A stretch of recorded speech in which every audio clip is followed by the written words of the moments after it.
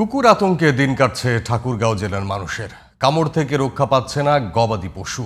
চাহিদার তুলনায় ভ্যাকসিনের সংকট থাকায় ক্ষুব্ধ প্রতিক্রিয়া জানিয়েছেন জেলাবাসী। তবে কার্যকর ব্যবস্থা নেওয়ার আশ্বাস দিয়েছে জেলা প্রশাসন।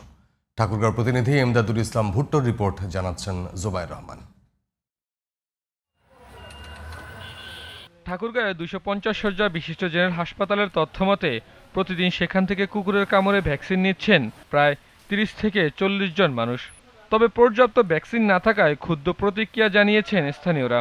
কুকুরের আক্রমণ থেকে রক্ষা পেতে সরকারের হস্তক্ষেপের দাবি তাদের।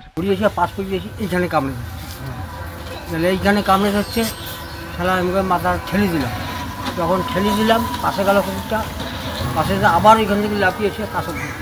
বাড়ি থেকে রাস্তার দিকে যাই, আচমকা আসে আমাকে কুকুর আক্রমণ করে এবং বেশ আমার শরীরে প্রায় 5-6 জায়গায় ক্ষতবিক্ষত করে। আক্রমণ করে হাত পায়ে পিঠিতে অনেক জায়গায় কামড় দিচ্ছে। কামড় দেওয়ার পর তখন মনে করেন যে সবাই বলতেছে সরকারি হাসপাতালে নিয়ে যান, ওখানে ফ্রি ভ্যাকসিন। এই যে ফ্রি ভ্যাকসিন নাই, বাইরে থেকে ভ্যাকসিন কিনে নিতে হবে, আমাদের এখানে ভ্যাকসিন নেই। তা আমরা আকুল আবেদন জানাচ্ছি কর্তৃপক্ষের কাছে, অনতিবিলম্বে এই জনসাধারণকে এর হাত থেকে রক্ষা করার একটা সুব্যবস্থা গ্রহণ করি। কুকুরের কামড় ও ভ্যাকসিন সংকটের বিষয়টি স্বীকার করেছেন হাসপাতাল কর্তৃপক্ষ।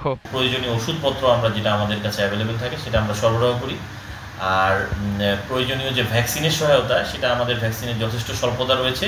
সভা, সেমিনার সহ নানা কর্মসূচির মাধ্যমে জলাতঙ্ক রোগ সম্পর্কে মানুষকে সচেতন করছেন উপজেলা প্রাণী সম্পদ বিভাগ। আমরা আসলে দুটো এখানে ভ্যাকসিন ব্যবহার করা হয়। একটি হচ্ছে RIG, যেটা ইমিউনোগ্লোবুলিন, এবং আরেকটি আছে র্যাবিস ভ্যাকসিন। ভ্যাকসিনটি আমাদের কাছে অ্যাভেলেবেল আছে এবং রিসেন্টলি আমরা আরও 500 ভায়াল তাদের কাছে পেয়েছি। কিন্তু আমাদের কাছে যেটি নেই সেটি হচ্ছে গিয়ে RIG, যেটা ইমিউনোগ্লোবুলিন, যেটাই ক্ষতস্থানে পুশ করা হয়। যথাযথ পদক্ষেপ নেওয়ার আশ্বাস দিয়েছেন জেলা প্রশাসন। উপদ্রব থেকে মানুষজনকে সুরক্ষার জন্য আসলে পৌরসভা বা ইউনিয়নগুলোতে ইউনিয়ন পরিষদ কাজ করতে পারে। একটু জনসচেতনতা দরকার, কারণ এই পরিবেশে আমরা ছাড়াও যেসব প্রাণীরা আছে তাদেরও সুরক্ষা দরকার।